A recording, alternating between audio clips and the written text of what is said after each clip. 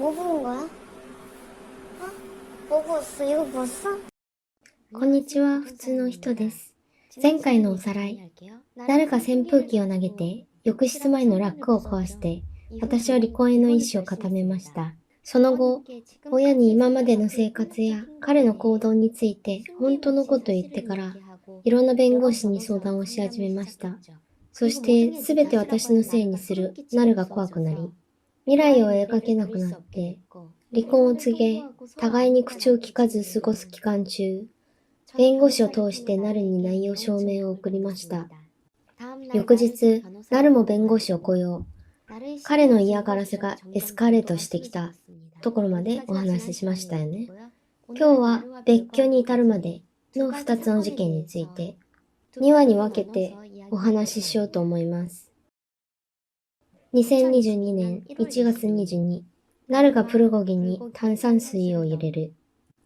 私がプルゴギ鍋を作っていたとき、外出して帰ってきたナルが私の目を盗んで炭酸水を入れ、プルゴギを泡だらけにしてしまいました。私が一瞬リビングに物を取りに行ってた隙にですよ。なんか嫌な気配がしたので、振り向いたら炭酸水の蓋を閉めているナル。私はすぐに携帯の録画ボタンを押したのですが、こういうことっていつも事後の状況しか収められませんよね。뭐 보는 거야? 뭐 봤어? 이거 봤어? 탄산수? 무슨 말이야? 이렇게 됐잖아.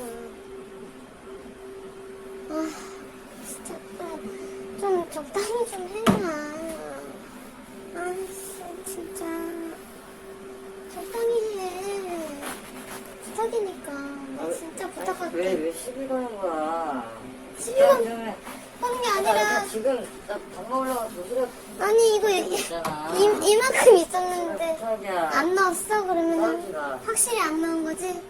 난 봤는데? 뭔 소리? 난 봤는데? 저게 뭔데? 불고기에 네가 탄산수를 반이나 넣었잖아. 이렇게 되게끔.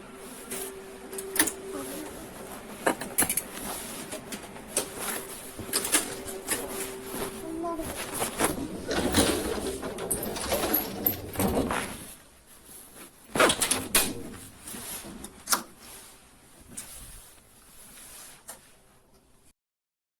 私はその足で交番に向かいます。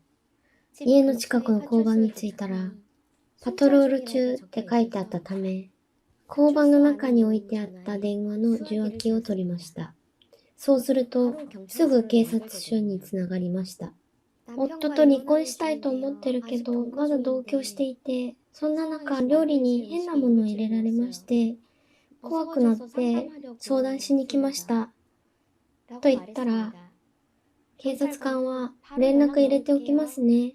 どこの交番にいるんですか？私は住所を伝えて電話を切って、もしもナルが私についてきて、近くを通るんじゃないか不安になって、交番の後ろに身を隠して待っていました。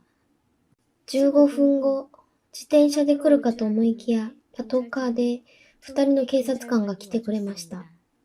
その後、パトカーに乗って、市の警察署の生活安全課まで移動します。韓国では一度もパトカーに乗ったことなかったのに、日本に来て2回目とは。1回はキャンプ場で暴れたナルが私に暴力を振るって、私も戦い、その後パンツを脱がされ、逃げて通報した時でしたが、この炭酸水事件で2回目となります。生活安全課で事情を話して、警察官は私の写真、携帯の自分の連絡先、液晶画面を撮りました。何かあったらすぐに110番してください。身の安全を最優先にしてください。そして、たとえ炭酸水だとしても、意図的に異物を入れるっていうことは、それが他のものに変わってもおかしくないぐらい、非常に良くない行動だと思います。とも言われました。前回ナルが自分でご飯を作るようになったと言いましたが、結局こういうことでした。それは私に嫌がらせをする逆のアイデアにもなるわけなんです。ますます怖くなりました。